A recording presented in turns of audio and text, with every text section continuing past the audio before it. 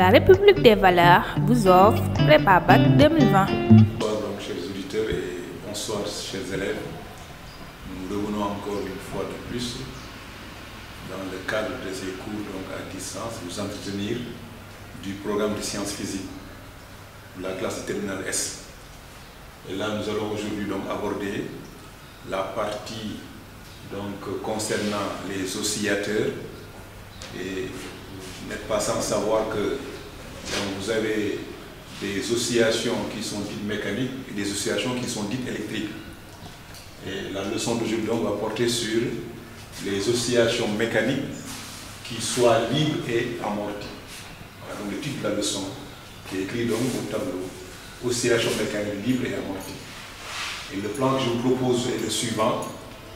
D'abord, dans un premier temps, en guise d'introduction, rappeler un peu ce que c'est un oscillateur. Donc, en classe de première, quand vous avez eu à aborder la partie énergie mécanique, énergie potentielle, vous avez eu à parler de pendules. Donc pendules simples, pendules pesantes. Et ces pendules sont des exemples d'oscillateurs. On appelle en effet oscillateur tout système physique qui possède une position d'équilibre stable. C'est cela donc qui est appelé oscillateur. Donc pour rappel, voilà, un oscillateur est tout système physique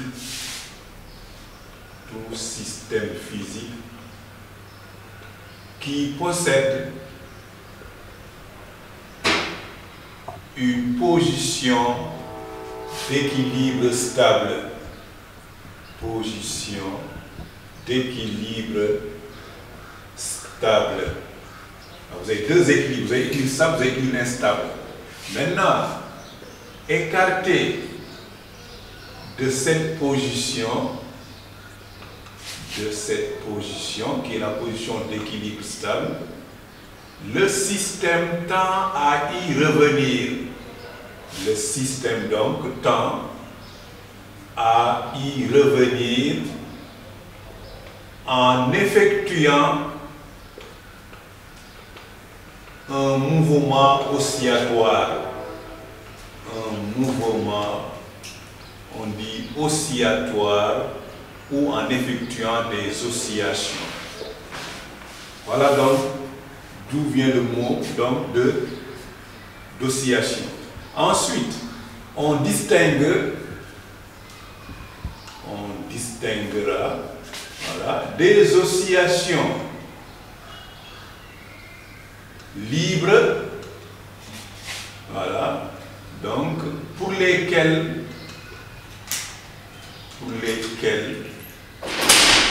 le mouvement est continu. Le mouvement ne s'arrête pas et continue. Et des oscillations mécaniques amorties pour lesquelles le mouvement cesse au cours du temps. Mouvement donc cesse au cours du temps. Voilà donc en guise d'introduction donc ce qu'il faut d'abord comprendre de cette notion d'oscillation, oscillation mécanique et oscillation mécanique amortie. Après maintenant ce plan d'introduction, on va donc proposer le plan suivant. D'abord commencer par parler en grand temps des oscillations mécaniques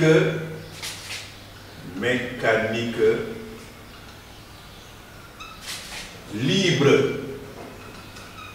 Voilà. Qui est développé ainsi. Grand A, on va parler d'abord de l'oscillateur harmonique de translation.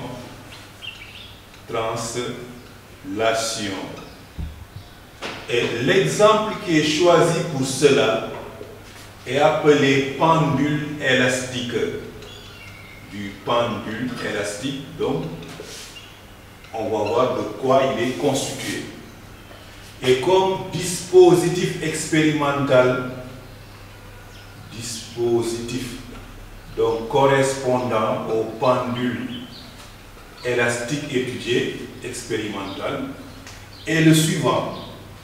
On dispose sur une table à coussin d'air, table donc sur laquelle les fondements seront considérés comme négligeables, un ressort dont l'une des extrémités est fixée et le second étant relié à un solide S de masse M. Donc S de masse M. Voilà donc ressort de raideur K accroché. Ensuite, on a fait des manipulations.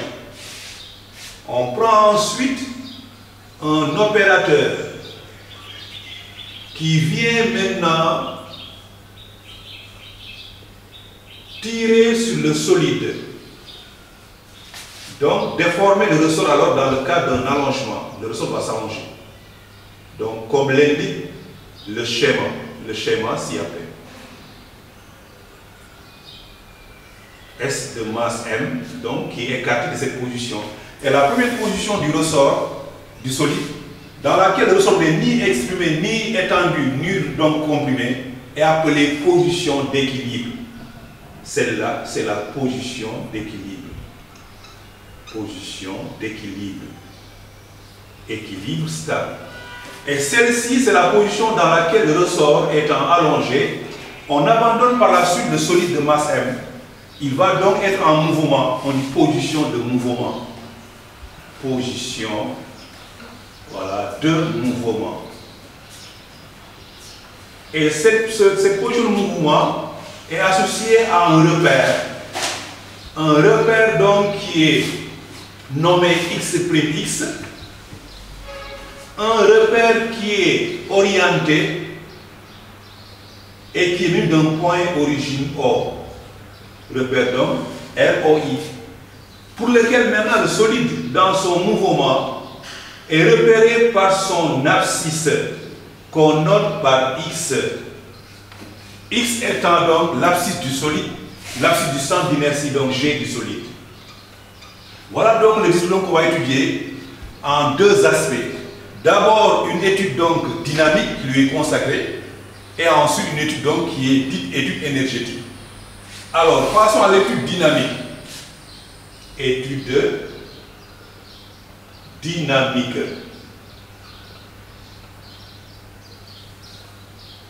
En effet, on a également un chapitre donc, qui traite de la dynamique mouvement. Voilà. Comme suit, petit a d'abord, établissement de l'équation qui régit le mouvement.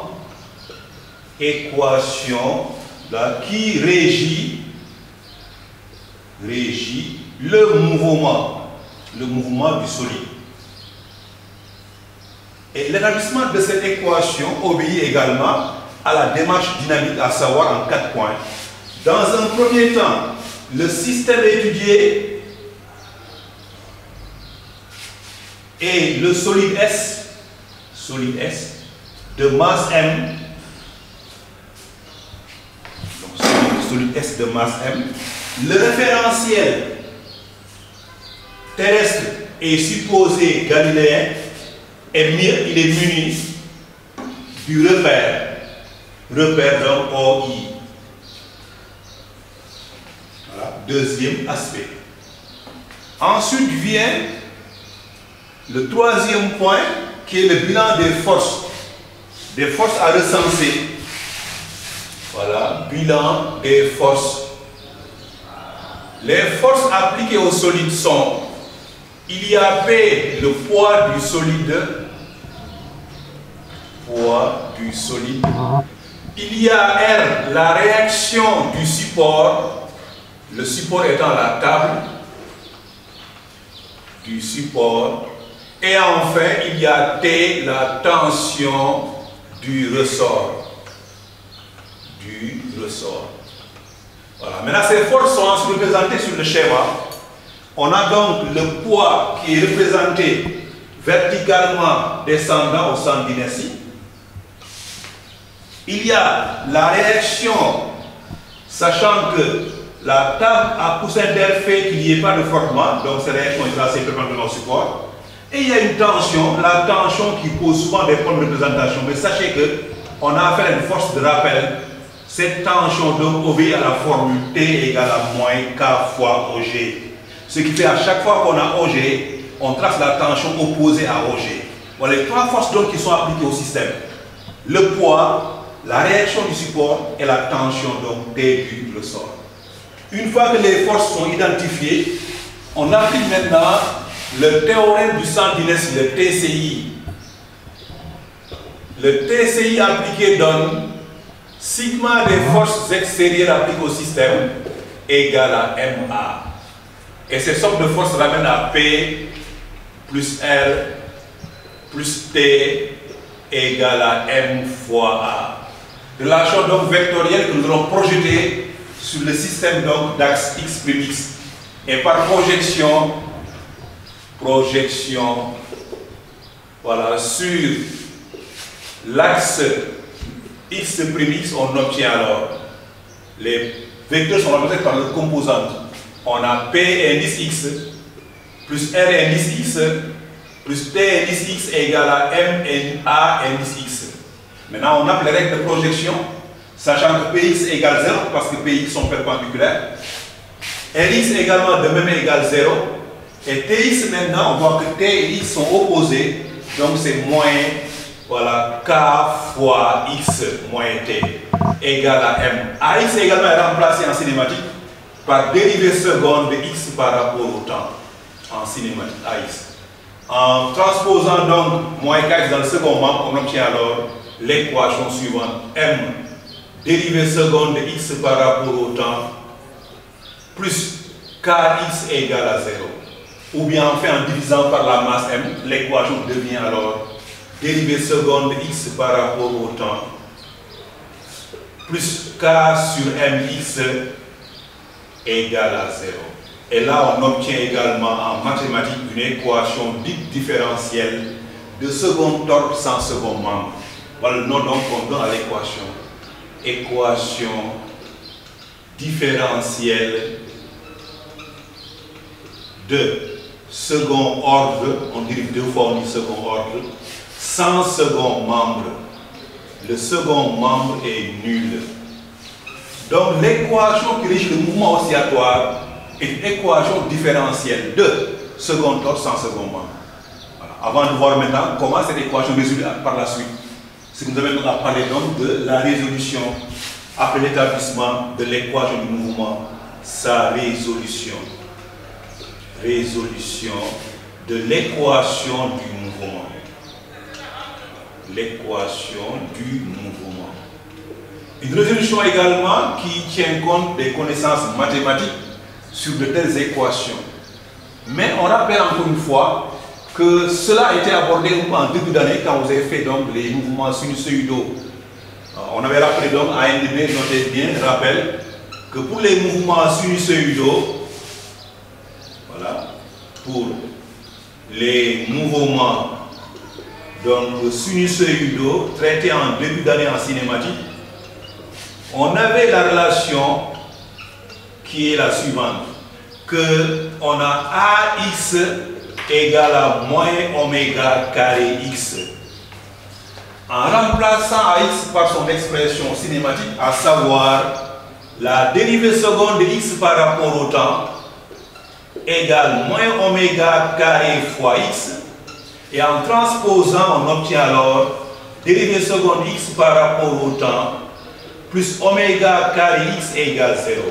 Ce qui donnait également, voilà, une équation différentielle de second ordre sans second membre. C'est cela également qu'on obtient dans ce rappel. Équation différentielle, voilà, différentielle de second membre, second ordre sans second membre.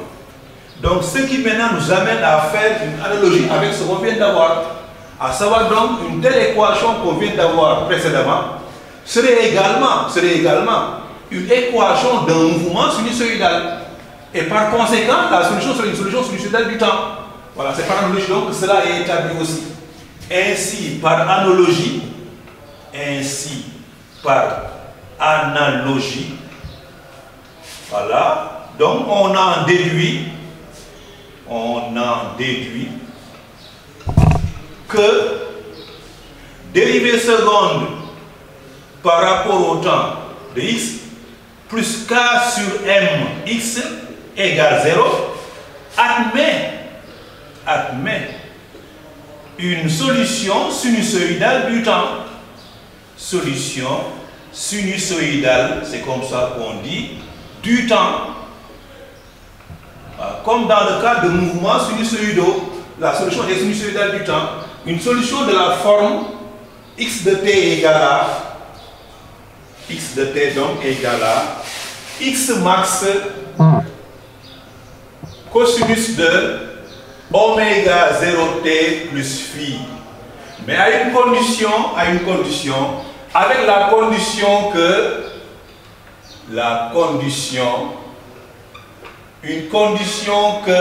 oméga 0 au carré soit égal, donc ici, au rapport de k sur m. En effet, en identifiant les deux expressions, l'équation donc du sinusoïdal donc du mouvement du ressort et l'équation qu'on avait en début dans la cinématique sinusoïdale, on pose donc oméga carré égale à k sur m. Et de oméga égale k sur m donc au carré, oméga sans début. Et ce oméga est noté oméga 0 pour le cas des oscillations libres et oméga pour le cas des oscillations qui sont amorties. Et oméga 0 donc s'obtient par alors la racine carrée de k sur m. Voilà. K étant la durée de ressort, m étant la masse du solide, oméga 0 s'appelle la pulsation propre des oscillations. Mouvement oscillatoire possède des pulsations. Et T0 qui en est le rapport 2pi sur oméga 0, qui est donc égal à 2pi racine de m sur k, lui est appelé période propre des oscillations. Appelé période propre des oscillations. Voilà donc pour récapituler donc, le mouvement oscillatoire est un mouvement dont la solution est sinusoïdale du temps. Ce qui amène également à dire que les oscillations sont des oscillations qui sont dites harmoniques. Harmonique renvoie donc un peu à la musique, aux harmoniques qui sont définies pour la musique. Voilà. Chaque fois que la solution est sinusoïdale, on dit harmonique. Voilà. Le mot harmonique vient de là donc, en rappel donc, en remarque donc, la solution du mouvement oscillatoire étant sinusoïdal du temps,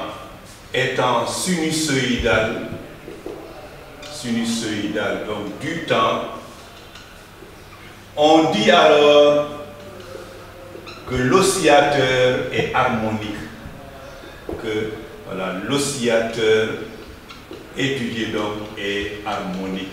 Parce qu'on peut également rencontrer des oscillations ou un oscillateur qui n'est pas harmonique, on dit non harmonique. Là par contre on dit qu'il est harmonique. Voilà donc ce qu'on a donc comme solution de l'équation.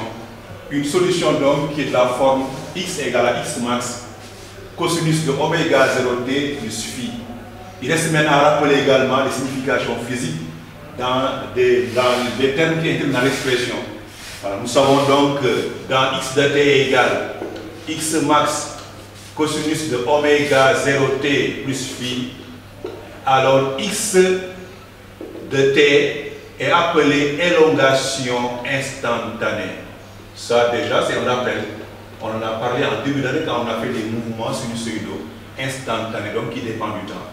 X max est appelé, une fois maintenant que cela est fait, donc là on va d'abord l'étude dynamique à travers donc d'abord l'établissement de l'équation du mouvement, qui je rappelle est une équation différentielle de second torse en second membre, et dont la solution est une solution sinusoïdale du temps. Solution également qu'on vous donne. Maintenant qu'on vous demande dans le cas des énoncés, en vous donnant des conditions que l'on dit initiales, qui portent le plus souvent sur voilà, la vitesse et la position. Souvent, on vous demande de trouver l'équation du mouvement, sachant qu'à t égale 0, on écarte de petit a et on abandonne avec ou sans vitesse. Deux conditions sont données dans cette information. On vous donne la position, on donne la vitesse. C'est pour chercher x max et chercher la valeur de phi.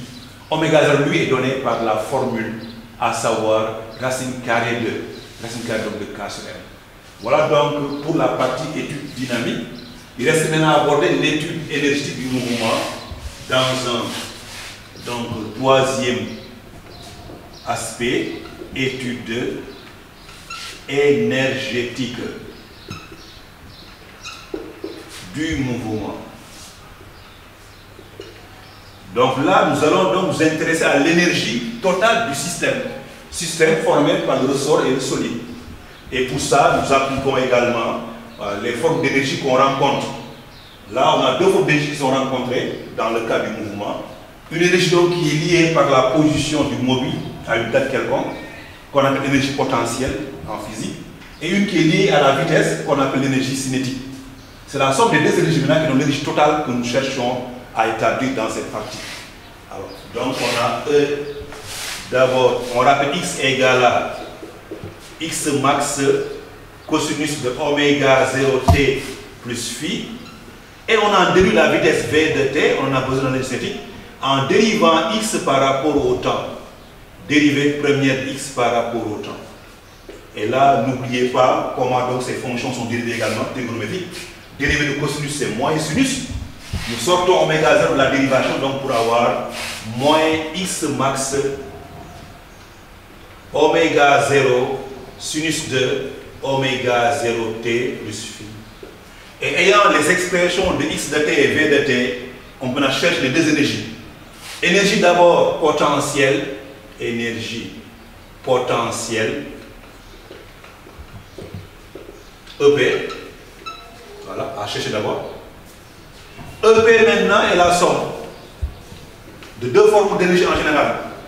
EP de pesanteur de PP et EP élastique, EPE.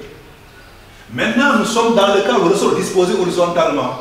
On retiendra donc en position horizontale, notez bien ça donc, en position horizontale, qui est choisi comme référence d'énergie potentielle de pesanteur, EP horizontal, donc EP P est nul. Si EP P est nul, alors est-ce que EP élastique seulement? Et EP élastique dépend de quoi? Dépend de l'allongement. L'allongement, surtout ne confondez pas à l'abscisse. L'abscisse et l'allongement sont deux expressions souvent qui posent problème, que souvent vous confondez dans le cas de vos relations. Voilà. Ici donc on a EP élastique alors, qui sera égal à 1 demi de K, je mets d'écart au départ delta L au carré, avec delta L étant allongement instantané. Allongement instantané qu'il faut chercher. Et dans ces situations que nous étudions, l'allongement c'est la différence longueur. C'est la longueur donc à un instant du mouvement, moins la longueur initiale du mouvement. Donc là vous avez L0 qui est ici, sur le schéma, longueur à vide, il n'est ni allongé ni comprimé. Et L final vous l'avez ici. Ce qui fait donc que delta L s'en déduit. Delta L donc vous l'avez ici maintenant, c'est la différence L moins L0. Donc cette différence vous l'avez ici. Et ce delta L sur le schéma va représenter en même temps aussi l'abscisse X pour notre situation qui est étudiée. Donc là on voit donc une situation pour laquelle allongement et abscisse sont confondus. Mais ce n'est pas tout le temps le cas. Donc delta L étant égal à X ici, qui est abscisse instantanée, alors on obtient EP élastique égale 1 demi de K X au carré. Et en remplaçant X par son expression, on obtient alors 1 demi de K X max au carré, cosinus carré de oméga 0t plus phi que nous gardons. Il y a ensuite l'énergie cinétique. Énergie lié à la vitesse donc cinétique du solide S, EC. EC est égal à 1 demi de mv au carré. Et en remplaçant V par ça, on obtient alors 1 demi de m. V au carré, c'est x max au carré, oméga 0 au carré, sinus carré de oméga 0t plus phi. Et remplacez par la suite oméga 0 carré par sa valeur, le rapport de K sur M. Et vous aurez alors 1 demi de K de M, x max au carré, fois K sur M qui remplace oméga 0 au carré, sinus carré de oméga 0t plus phi. Et simplification sera faite par la masse M pour donner alors EC égale 1 demi de, le K va rester donc x max au carré sinus carré de oméga 0t plus phi. Une fois maintenant que nous avons les deux formes d'énergie, cinétique et potentielle, E total s'en déduit. Alors on a donc à chercher l'énergie mécanique. Énergie mécanique ou totale, ou on dit totale également, qu'on note par grand E. Et grand E serait égal à la somme de EC plus EP.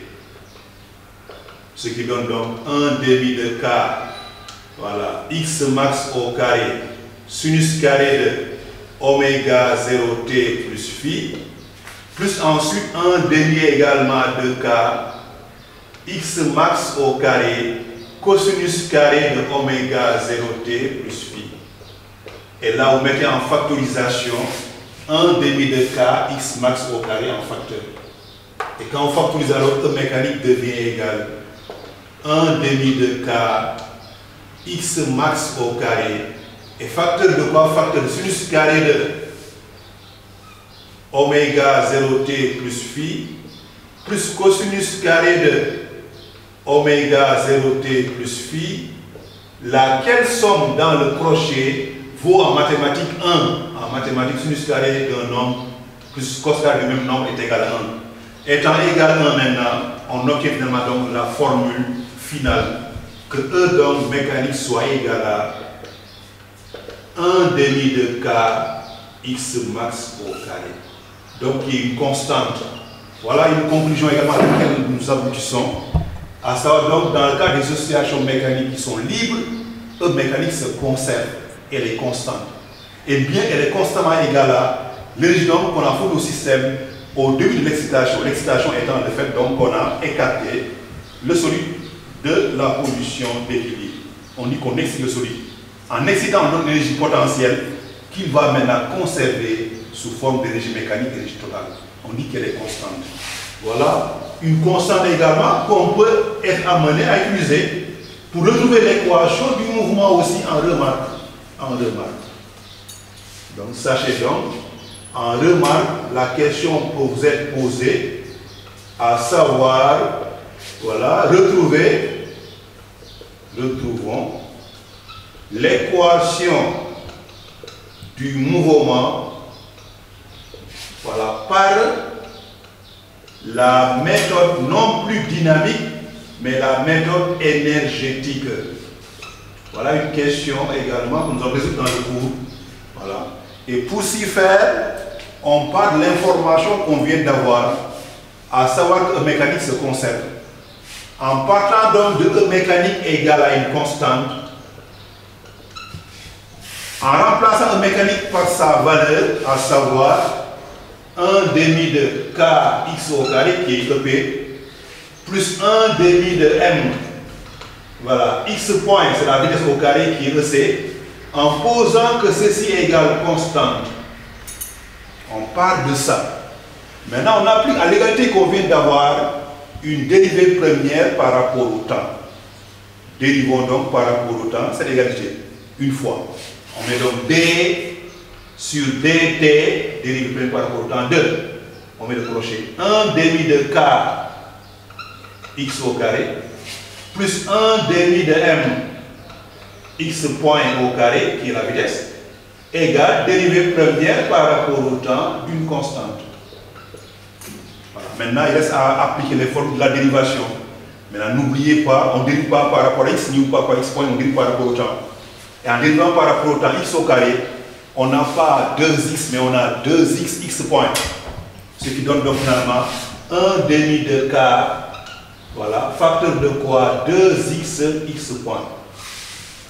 Dériver également première par rapport au temps de x point au carré donne également 2x point, x2 point. Voilà, là aussi on obtient 1 demi de m. Et là on a 2x point, x2 point qui est ax. Et on sait que la constante, sa dérivée est égale à 0. Simplification donc sera faite par 2 pour avoir finalement donc kx, x point, kx, x point, plus m, x point, x2 point, égale à 0. Et on met x point en facteur. X point, facteur de m, x2 point, c'est dérivée seconde x par rapport au temps. On produit ça aussi comme ça. Plus maintenant kx est égal à 0. Avec maintenant x point étant différent de 0.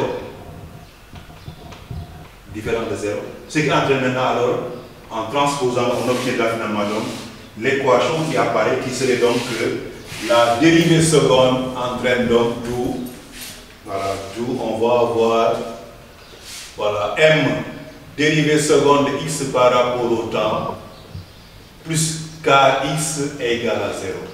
Ou bien, en divisant par la masse m, avoir finalement donc la dérivée seconde de x par rapport au temps, plus k sur mx égale à 0. Voilà donc l'équation qui est de nouveau retrouvée différentielle de second ordre sans second membre. Donc vous avez deux méthodes pour y aboutir. Soit la méthode dynamique en passant par somme des forces égale ma, la relation donc de la dynamique de Newton, ou bien en passant par le fait également que l'oscillateur étant un oscillateur donc qui est libre, qu'un mécanique donc déjà est une constante. En parlant de cette constante d'énergie mécanique, on retrouve également l'équation différentielle de second ordre sans second membre. Voilà donc ce qu'on peut dire, voilà, de l'oscillateur harmonique de translation qui est le ressort. Maintenant, la seule remarque à apporter par rapport à ça, c'est si le système, le ressort est un ressort donc qui est non plus horizontal mais vertical. Là, des changements seraient apportés un peu par rapport à l'étude. On le met donc sous forme de remarque, voilà, cas, voilà, du ressort, cette fois-ci vertical, un cas qui pose des problèmes surtout, voilà, aux élèves. La situation est la suivante, on prend un ressort qui est accroché, d'abord dans sa position, qui est la position à vide. Donc la longueur vaut L0. Après, on lui accroche un solide. Il va s'allonger. Position d'équilibre stable. Et enfin, quelqu'un maintenant, un opérateur donc, écarte le système. Position de mouvement. Voilà les situations donc qu'on a. Maintenant, pour cette étude, on va associer à un repère. Repère noté x', placé à côté. Maintenant, qui est orienté selon le cas. Exemple, on oriente le ressort, l'axe, voilà, x' vers le bas. Et on associe maintenant à ce repère également origine. La position d'équilibre stable est choisie comme origine du repère. Point O, I orienté vers le bas. Cette position est la position d'équilibre. Position d'équilibre pour laquelle donc le ressort est immobile, le solide est immobile. Et là, vous avez une position de mouvement. On a écarté, on a abandonné, il est déjà en mouvement. Position de mouvement. Position de mouvement qui est repérée par son abscisse du centre d'inertie G. L'abscisse donc on note par petit x. Voilà donc ce qu'on a dans le cas de ce schéma, dans le cas où le ressort est un ressort disposé verticalement. Maintenant, on va appliquer à cela une étude dynamique et une étude énergétique pour voir également les changements qui sont apportés par rapport à ce qu'on a vu tout à l'heure pour le ressort horizontal. D'abord, on va établir l'équation du mouvement. Établissement de l'équation du mouvement.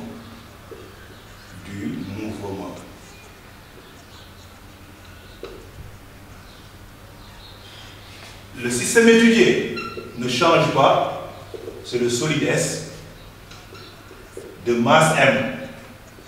Masse petit m. Référentiel terrestre supposé galiléen, muni de OI, repère. Bilan des forces extérieures. Là par contre, on n'a que deux forces. Le poids P, poids du solide, poids de S. Et la tension T, tension du ressort. Tension du ressort. Voilà les deux forces appliquées au système solide. Et la relation de dynamique donne, théorème du centre d'inertie, que P plus T égale MA. Maintenant qu'on va appliquer dans deux cas de figure. En effet, dans le cas où le ressort au départ, dans sa position d'équilibre est allongé, l'allongement, vous l'avez ici. L'allongement est noté ici, x0. Déjà, il est allongé dans sa position d'équilibre. Par contre, en mouvement, l'allongement est noté delta L que voilà. Les allongements sont comptés depuis les positions à vide et non pas les positions d'équilibre, delta L est là. Et delta L est lié à x0 que vous avez également de nouveau ici. Voilà, x0 encore de nouveau. Et ici, x qui est là, cette distance qui est aussi égale à x. Ce qui fait donc que delta L serait égal à x0 plus x. Ça se voit donc sur le schéma. Maintenant, on va appliquer dans le cas où le ressort est allongé au départ à la position d'équilibre. On passe forcément par la situation d'équilibre avant de prendre celle de mouvement. Ce qui m'amène donc à appliquer d'abord la condition d'équilibre. La condition d'équilibre va donner CE. P plus T égale à 0 vectoriellement. Et en projetant par projection, suivant x', on va donc avoir un Px plus Tx égale 0. Et Px est égal, maintenant vous représentez P. P, vous l'avez ici. La tension, une fois de rappel, T. Et par projection, P se projette positivement, donc c'est plus mg. Et la tension se projette négativement, donc c'est moins k. Allongement est noté x0 égale à 0. On garde cette relation-là. On la garde. Maintenant, on peut vous demander de temps en temps de chercher l'allongement, x0 connaissant la masse qui est approchée. Mais on garde la relation que j'appelle l'équation numéro 1. Ensuite, je prends maintenant en mouvement. En mouvement, je vais donc avoir cette fois-ci Px plus Tx égale MAX. Et ce qui aussi va donner alors en mouvement, en remplaçant par leur valeur, que Px est remplacé par Mg toujours, en mouvement maintenant, vous êtes dans cette situation, la situation schématiquement représentée, vous l'avez ici, le poids P, voilà, la tension T, voilà en mouvement. On voit donc que P se projette positivement, donc ce qui va donner alors, par projection donc, que plus Mg, voilà, moins K fois delta L, et delta L c'est l'allongement instantané égal à MAX. Et vous remplacez pour avoir Mg, voilà, moins K. Delta L maintenant, c'est x0 plus x, voilà, égal à M, AX, dérivée seconde de x par rapport au temps. En développant la parenthèse, vous obtenez alors Mg moins Kx0, ce qu'on a ici dans cette expression, c'est l'équation numéro 1 qui est égale à 0. En remplaçant donc ceci par 0, on obtient le 0, moins Kx égale à M, dérivée seconde de x par rapport au temps. Ou bien encore finalement, pour avoir donc M, dérivée seconde de x par rapport au temps, plus Kx égale 0 en transposant.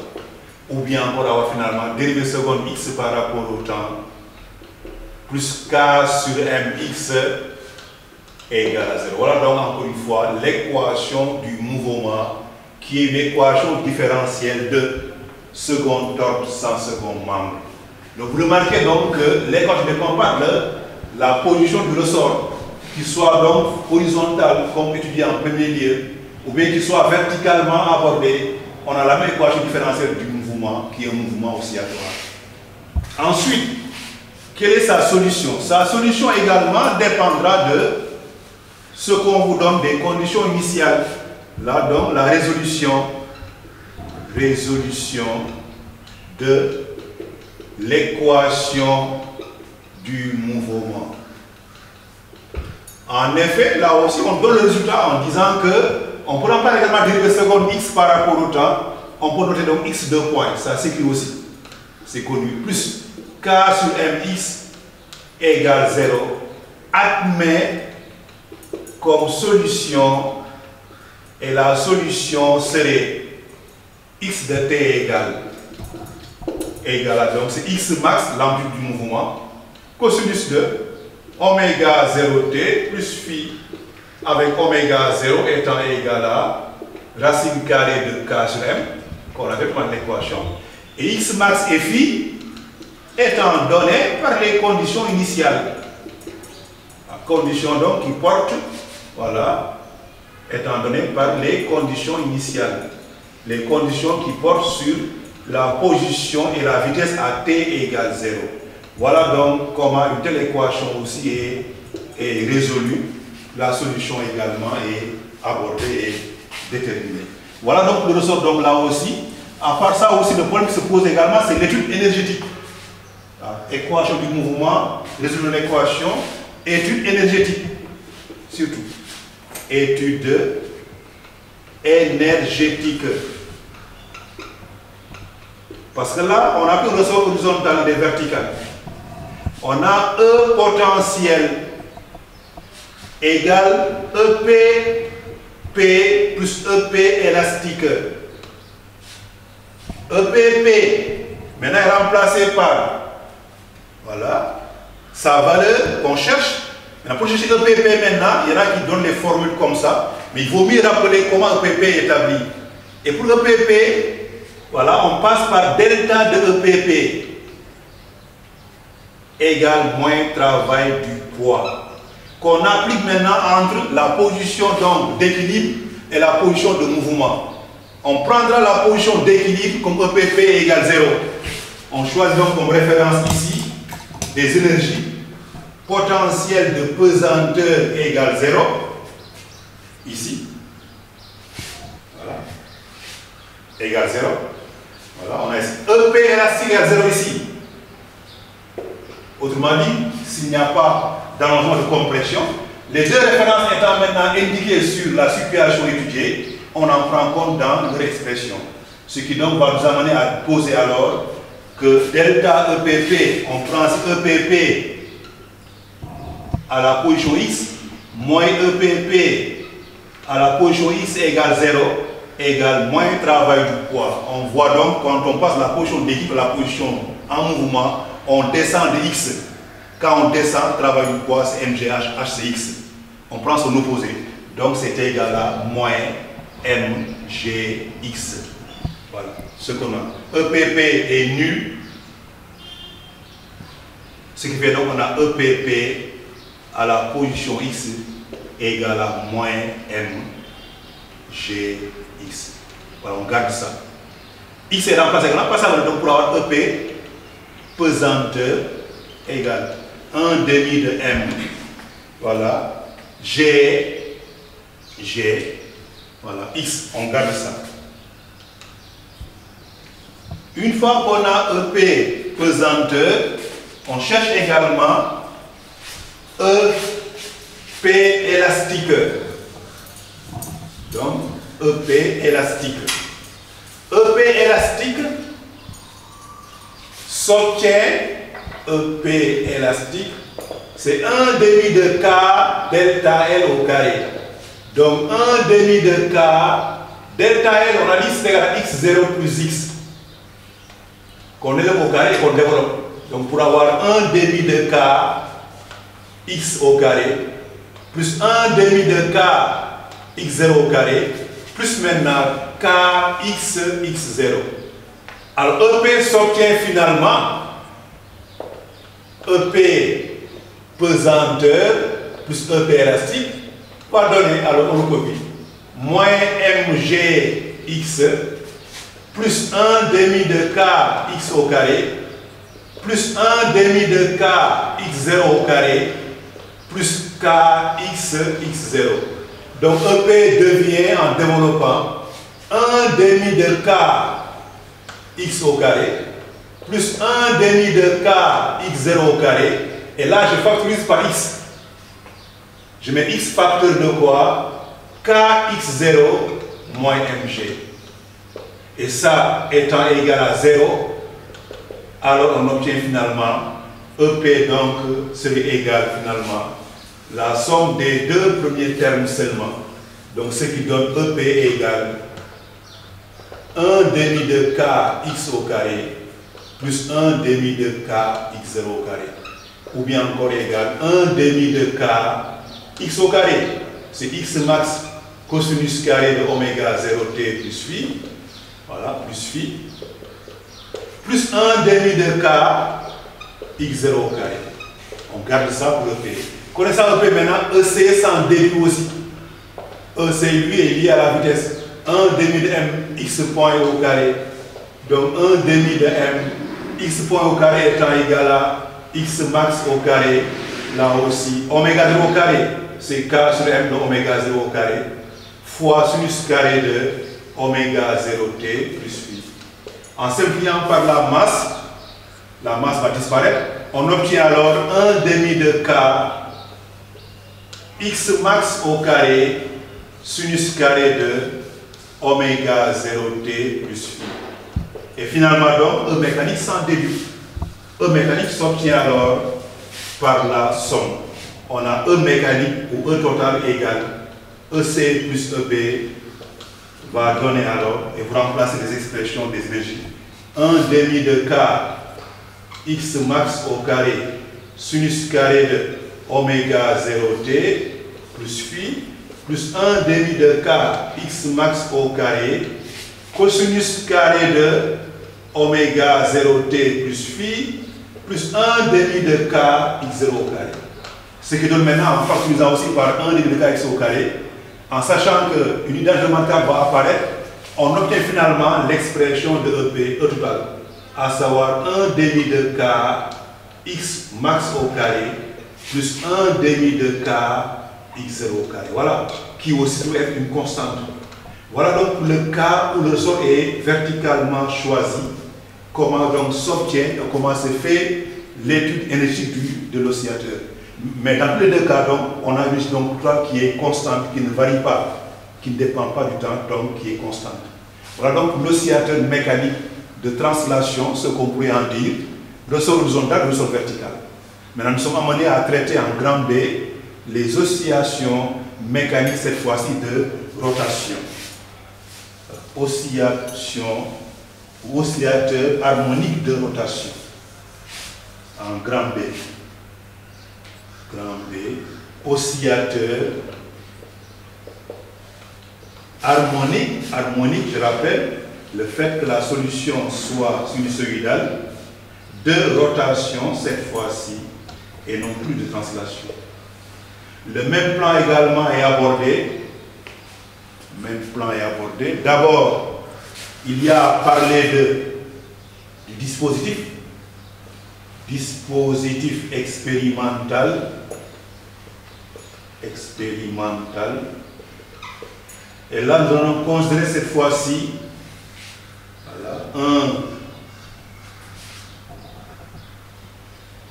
un fil de torsion de constante connue qui est accroché par exemple ici à un support et accroché à une tige. Une tige donc qui a cette forme-là. Une tige. Et là je mets ceci, je mets donc ce schéma-là en position, en pointillé, pour indiquer donc la position d'équilibre stable. Donc la tige est là, en pointillé. Et maintenant on écarte la tige, c'est la position avant qu'on ne tord le fil, position d'équilibre. Équilibre. On tord le fil maintenant, en tournant la tige, le fil est tordu. Et la tige prend cette position de mouvement. Donc, on a écarté la tige d'un angle alpha. Alpha est là. Voilà la situation. Donc, je rappelle, une tige fixée par un fil de torsion. Voilà, fil de torsion qui en même temps aussi est l'axe de rotation de constante C, C est connu, qui est aussi en même temps l'axe delta. Voilà, fil de torsion. Maintenant, on va utiliser ce mouvement de la tige. Voilà. Donc, vous pouvez vous-même faire l'expérience, donc, accrocher une règle avec un fil de torsion et tourner la règle. En tournant la règle, donc, le fil va se tordre. Et en abandonnant la règle, le fil va se détordre. En se détordant, donc, le fil impose à la tige un mouvement de rotation. Un mouvement de rotation, donc, qui soit voilà, une oscillation mécanique. C'est ce mouvement-là qu'on va étudier d'abord dynamiquement, étude dynamique.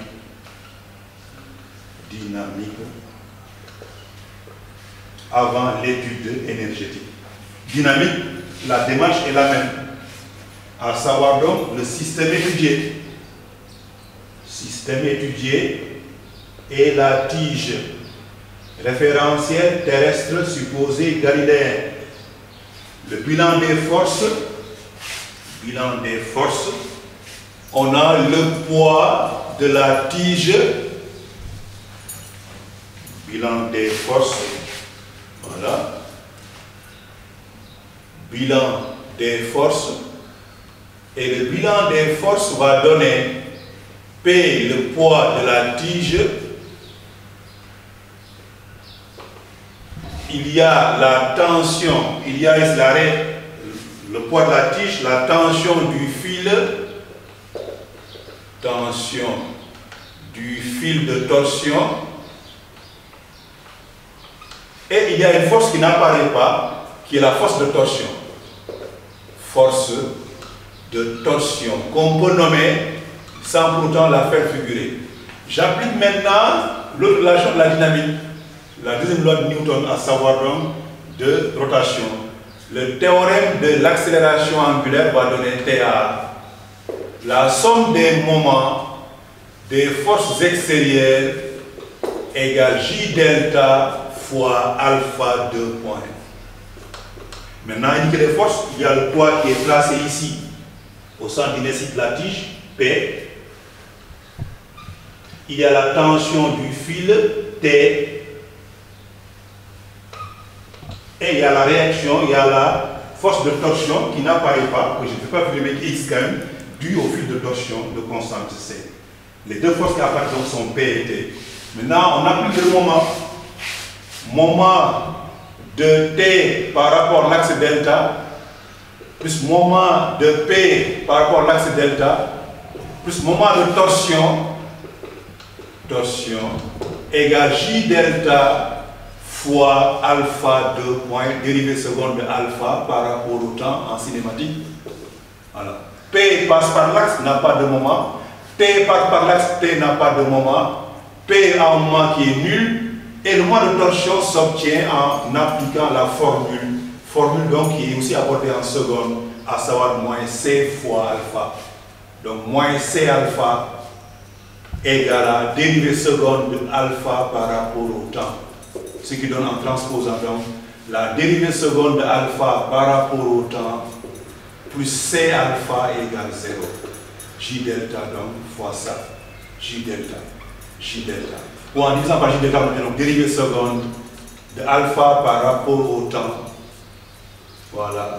Plus C sur J delta fois alpha égale 0. Voilà l'équation également qu'on obtient, qui est également une équation différentielle de second ordre sans second membre. Le second membre est nul.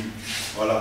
Équation qui revient encore différentielle de second ordre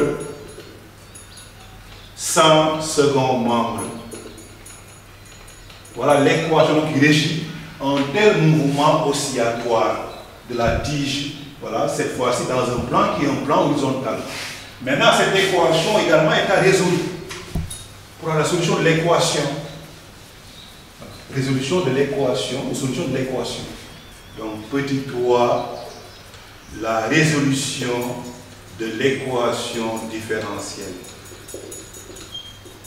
Et comme toute équation du mouvement différentiel, donc, en posant seulement que la dérivée seconde de alpha par rapport au temps plus C sur J delta fois alpha égale 0 admet, c'est comme ça qu'on dit en physique, admet une solution,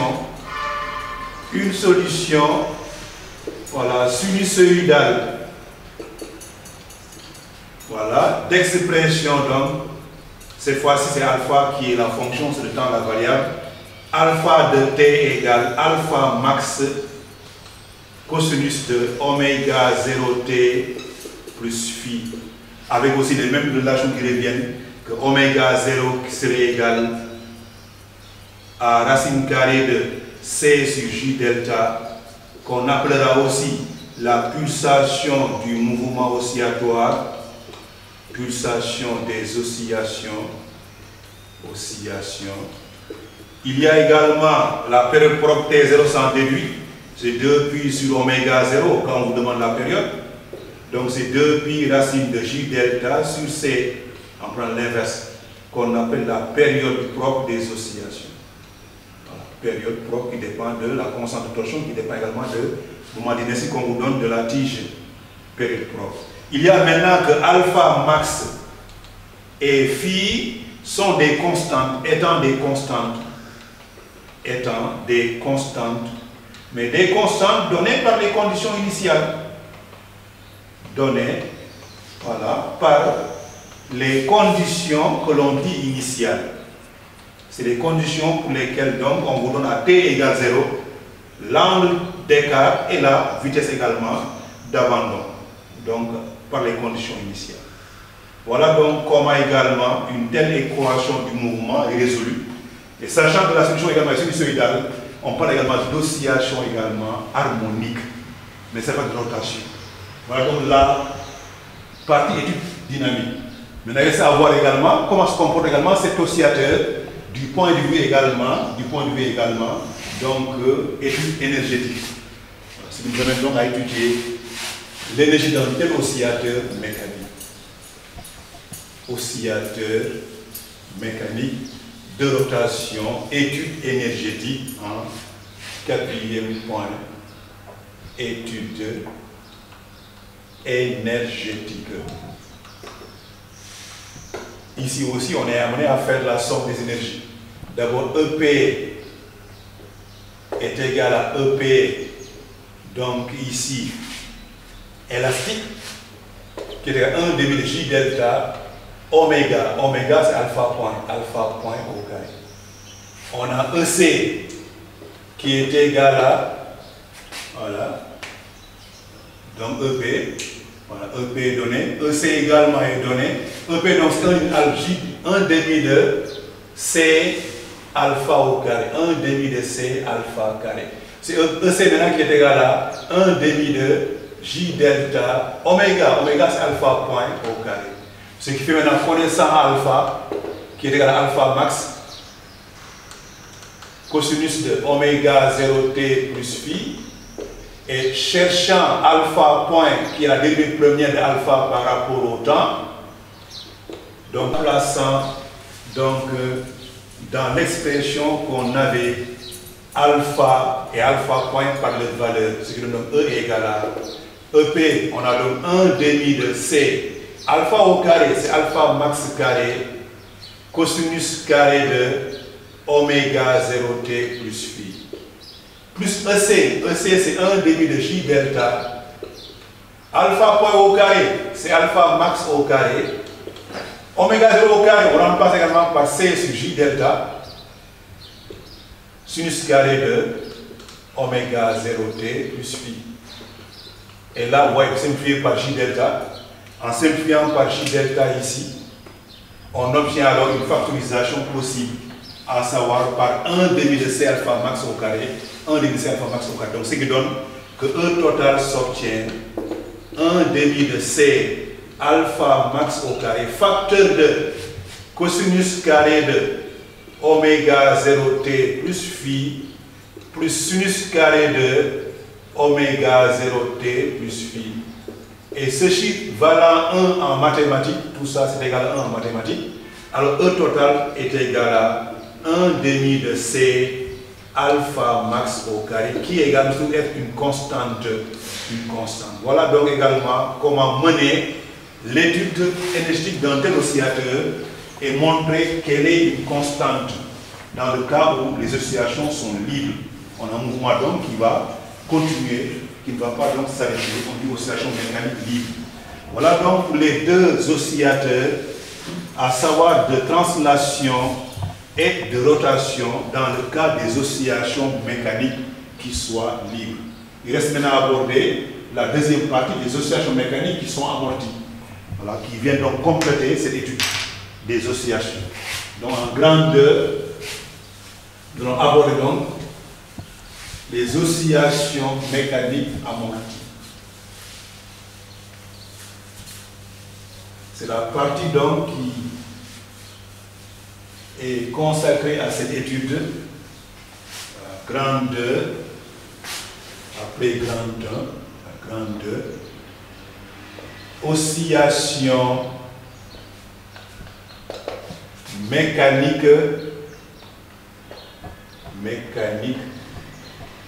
et que l'on dit maintenant amorti. Voilà. Qui ne sont plus libres mais qui sont amortis. Bon, parlez d'abord du régime d'amortissement. Le régime d'amortissement. Donc c'est un régime donc qui est donné par des systèmes qui développent des forces qui soient opposées à la vitesse. Voilà, donc ça renvoie un peu aux amortisseurs. Voilà, quand on a donc des sièges sur lesquels on s'assoit, les sièges des voitures, ou même des sièges également des meubles, des fauteuils à la maison, on les amortisseurs. Le mouvement qu'on a, voilà, est amorti pour qu'il ne soit pas brusque. On parle d'amortissement. Et ces amortissements développent des forces opposées à la vitesse que l'on note sous la forme F égale moins lambda fois V. On montre donc la force d'amortissement et la vitesse sont constamment opposées du fait que lambda est une constante positive. Lambda est une constante positive. Constante positive. Voilà. Donc ce qui fait donc tout le temps F et V sont opposés. On parle de force d'amortissement, les amortisseurs.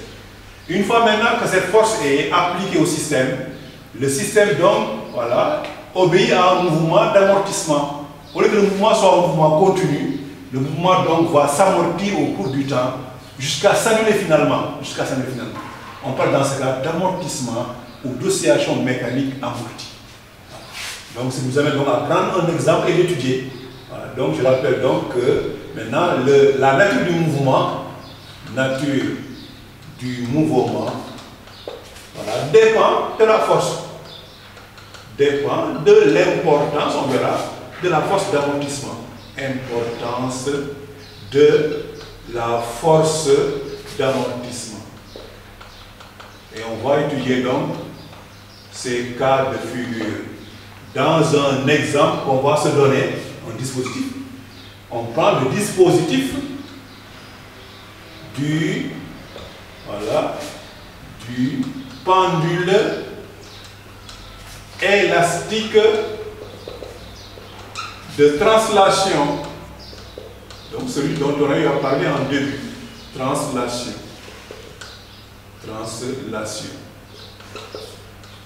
Voilà. Donc celui qu'on va étudier. Maintenant, en imaginant qu'il soit soumis à une force d'amortissement de la forme F égale moins lambda V. Et ceci à travers donc, voilà, deux études. D'abord, étude dynamique. Pour en donner l'équation du mouvement, mais également sa résolution. Et là, on va donc prendre d'abord alpha, établissement de l'équation du mouvement dans cette étude dynamique. Voilà, le système donc n'a pas changé. C'est le solide S de masse M. Solide S de masse M. Le référence également n'a pas changé. Terrestre supposé galiléen, muni du repère OI. ROI. Le bilan des forces va changer maintenant. On le poids P du solide, la réaction de la table à coussin d'air, la tension du ressort et la force d'amortissement qui lui est appliquée. La relation de la dynamique donne TCI. Voilà, P plus R plus T plus F égale à MA, que l'on projette également sur le système d'axe. Et en projection, suivant l'axe également qui n'a pas changé, X', on obtient alors les composantes de ces forces, que sont P indice X, plus R indice X, plus Tx, plus Fx égale MAX. Et dans le système choisi comme étude, voilà, Px égale 0, Rx également égale 0, Tx est égal à moins K fois X, Fx aussi, c'est là, à ce niveau-là que se posent souvent les problèmes. Voilà, on projette la relation en remplaçant dans F le vecteur de vitesse par sa composante Vx. On ne touche pas au moins. Donc vous allez avoir un moins lambda Vx, voilà. On projette le vecteur seulement. Le moins lambda n'est pas considéré. Égal à quoi? Égal à M. Ax également, c'est la dérivée seconde de x par rapport au temps. Et en transposant, on obtient alors M, dérivée seconde de x par rapport au temps, plus voilà, lambda Vx, donc c'est dx sur dt qui est la vitesse Vx, plus kx égale 0.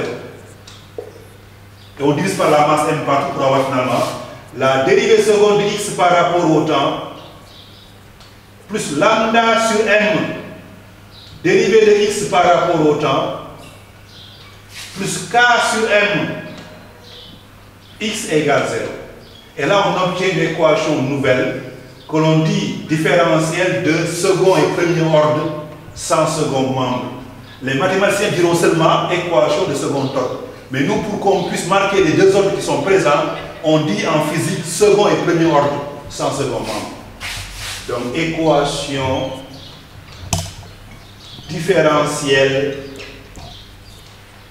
de premier et second ordre, les deux ordres sont présents, sans second membre. Sans second membre. Voilà l'équation de mouvement oscillatoire, qui n'est plus maintenant seulement la différence de second ordre sans second membre, mais les deux ordres sont présents, le second et le premier ordre. Équation maintenant que nous allons chercher à résoudre en mathématiques. Voilà l'aspect donc mathématique de ces leçons. Voilà, des leçons à connotation mathématique, des équations qui sont étudiées en mathématiques mais un peu plus tard, et que nous en physique nous sommes tenus à expliquer un peu aux élèves. La difficulté qui se pose souvent par l'approche mathématique qui est le lot de ces leçons-là. Mais essayons quand même. Alors, on a appris un peu à résoudre ces équations en mathématiques.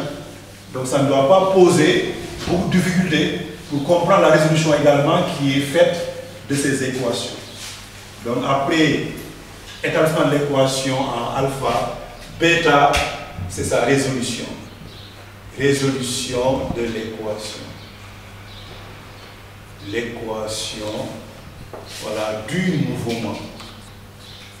Et pour la résolution de l'équation du mouvement, on va d'abord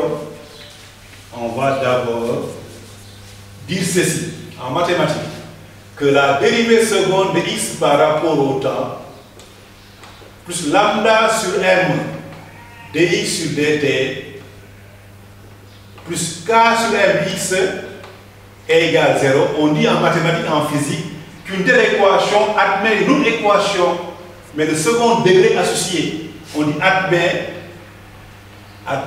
comme équation de second degré associé. Ne confondez pas ordre des degrés.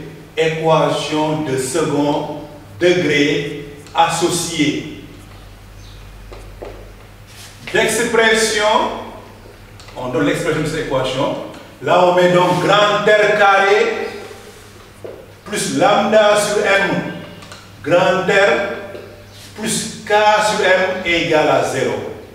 Voilà l'équation que l'on dit de second degré associée à l'équation différentielle qui est celle d'en haut.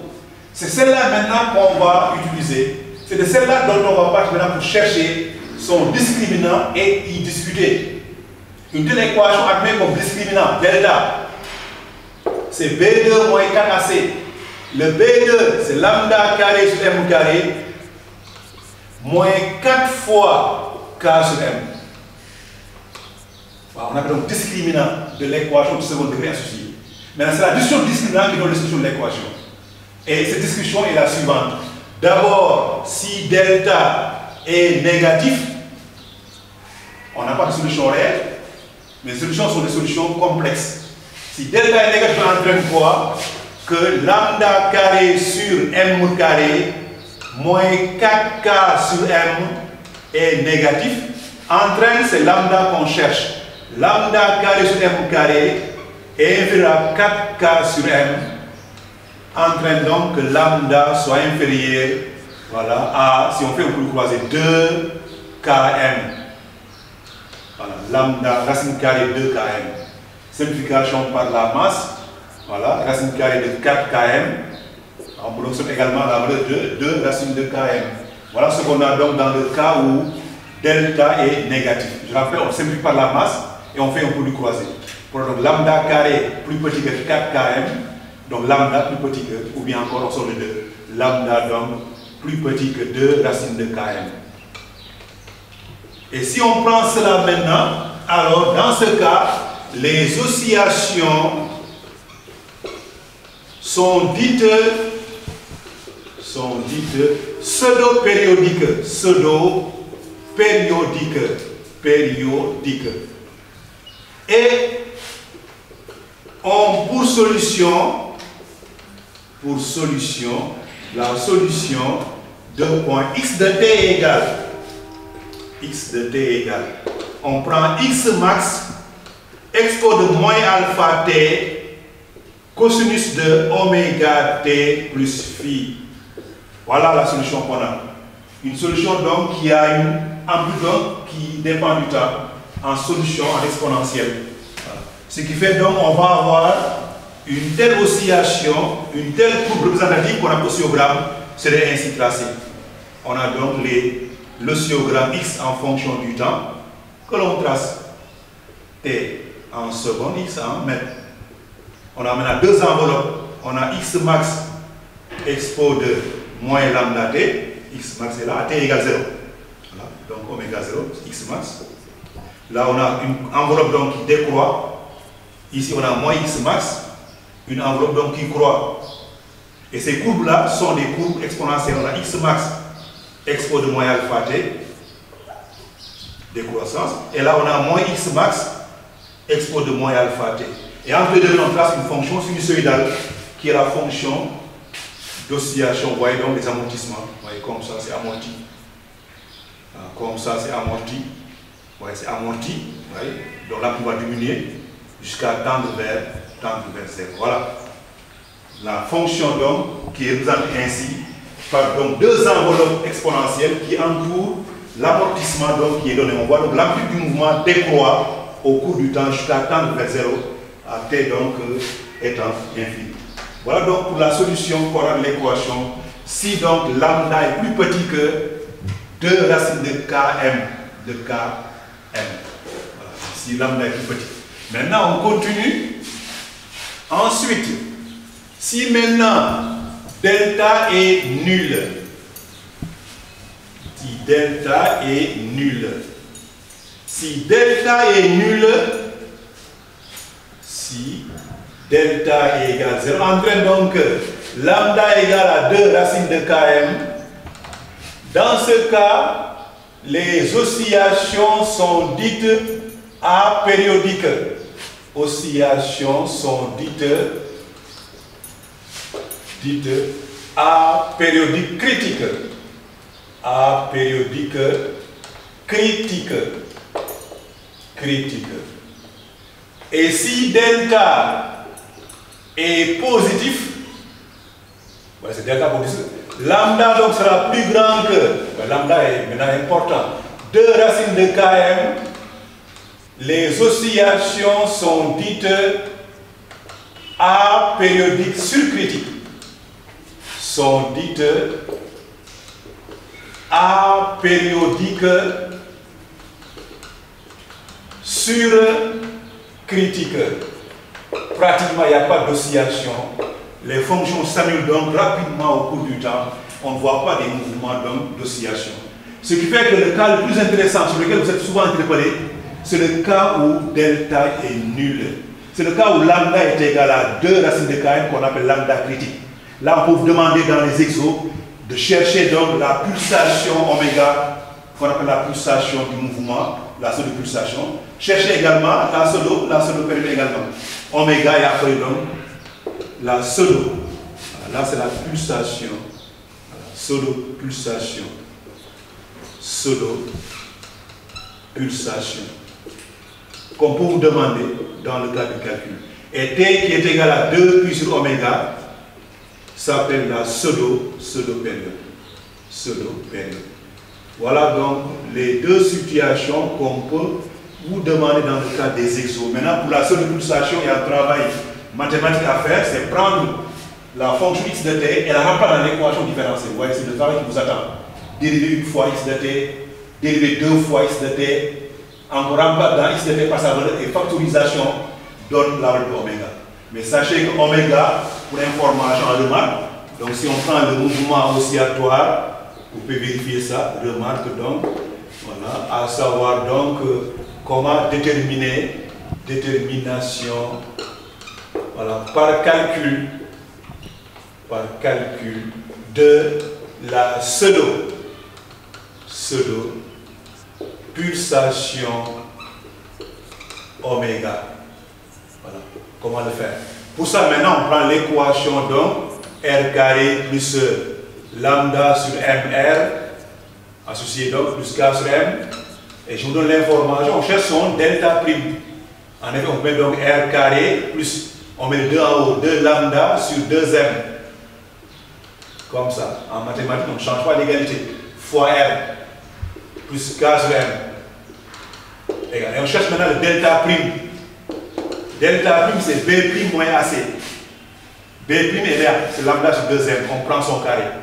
Lambda carré sur 4M carré moins K sur M.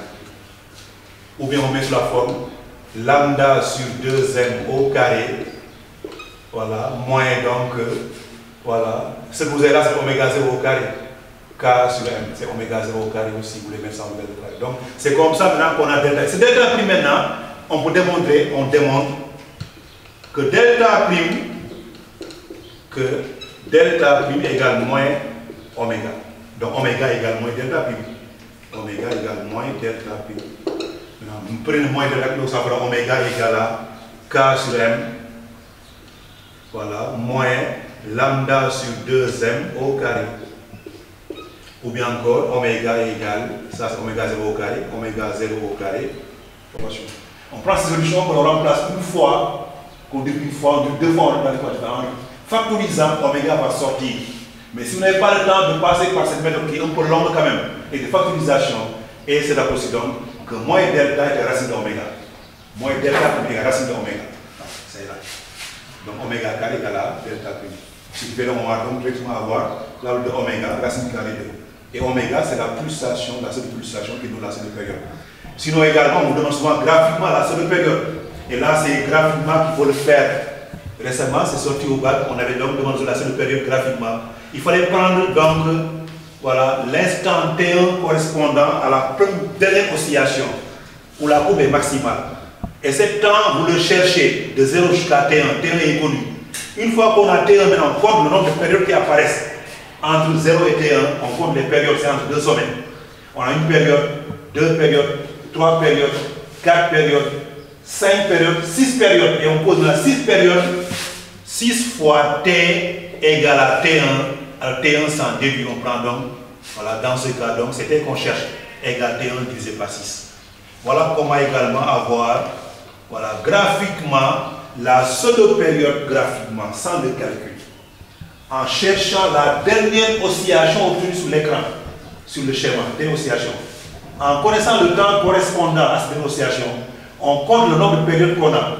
Et le nombre de périodes qu'on a maintenant, la période c'est moyenne s'obtient. On prend T1 divisé par 6, on a après une période qu'on appelle la pseudo-période. Par graphiquement ou bien par calcul. Voilà donc pour les oscillations donc, mécaniques, voilà, amorties, le cas donc de l'amortissement que vous avez. Mais reste maintenant à montrer quel est également son comportement énergétique. Voilà. Pour terminer donc alpha, A, B, voilà, bêta, voilà, maintenant les études énergétiques qu'on va aborder dans cette partie études énergétiques. Voilà, études énergétiques.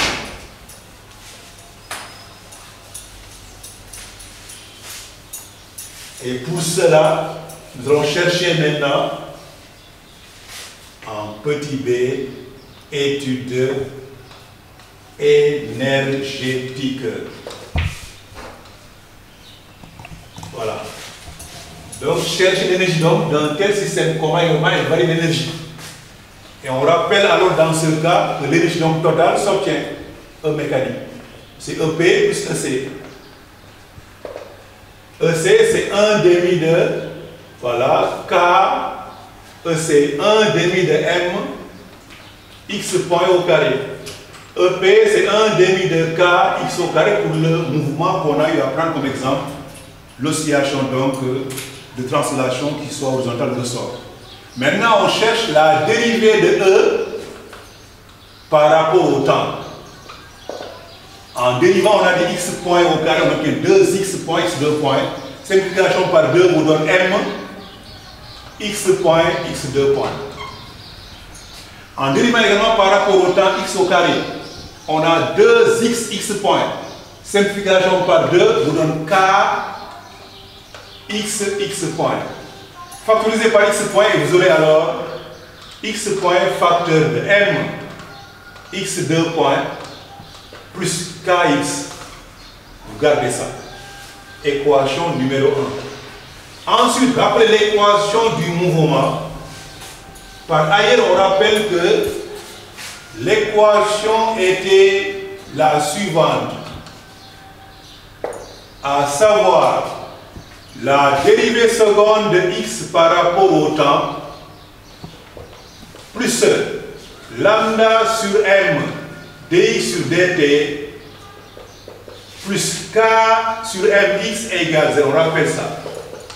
Et on transpose, on multiplie par m pour avoir partout, on multiplie par m pour avoir donc m x2 points plus lambda x point plus k x égale 0. Je transpose maintenant pour avoir alors que m x2 points plus lambda x point plus kx égale à moins lambda x point. Et je fais l'équation numéro 2. Je prends l'équation numéro 2 que je mets dans 1. Je dis donc 2 dans 1 donne 2 dans 1 va donner alors, on a dérivé de E par rapport au temps égale à x point facteur 2. Et vous remarquez que je remplace mx2 points plus kx par l'expression que je mets ici. Donc autrement par moins lambda x point. Égal donc, je sors le moins lambda x point au carré. Et ce que vous avez ici maintenant, c'est on voit sur la forme, c'est moins lambda x point fois x point. Pour que maintenant la force apparaisse, vous avez ici F. F fois V, c'est la puissance. Et ça, c'est la puissance de la force de frottement, qui est négative. Ce qui fait donc, on va avoir quoi? D de E, voilà, sur égal à quoi? On croise égale puissance de la force de frottement fois dt. Et ça, c'est à la fois travail de la force de frottement qui est négatif. On voit donc dE égale négatif entraîne que E diminue. Diminution de l'énergie. Diminution de l'énergie. L'énergie mécanique. Voilà, elle n'est plus constante. Elle diminue au cours du temps. Dans le cas donc des oscillations mécaniques qui soient donc amorties. Ce qui fait donc au cours du temps maintenant, le système va osciller et va finalement s'arrêter parce qu'il n'a plus d'énergie, qu'il appelle d'osciller. Voilà donc comment également est démontré l'énergie mécanique d'un tel système qui est l'énergie donc qui décroît et qui tend vers zéro à l'infini quand le système serait nul. Voilà donc les deux oscillations donc qu'on avait à traiter aujourd'hui dans cette leçon. Les oscillations mécaniques donc qui sont libres et celles qui sont amorties. Mais encore une fois, il y a des oscillations autres que l'on dit oscillations mécaniques entretenues, mais que l'on traite une fois qu'on l'a fait donc dans le cours de physique, voilà, le circuit RLC, pour parler donc de diagramme de Fresnel. Et même souvent également, on dit souvent que vous n'en avez pas au programme pour la télé S2, mais encore une fois, le programme de physique étant le même, on a des oscillations mécaniques qui sont dites entretenues, qui malgré les amortissements, continuent au cours du temps.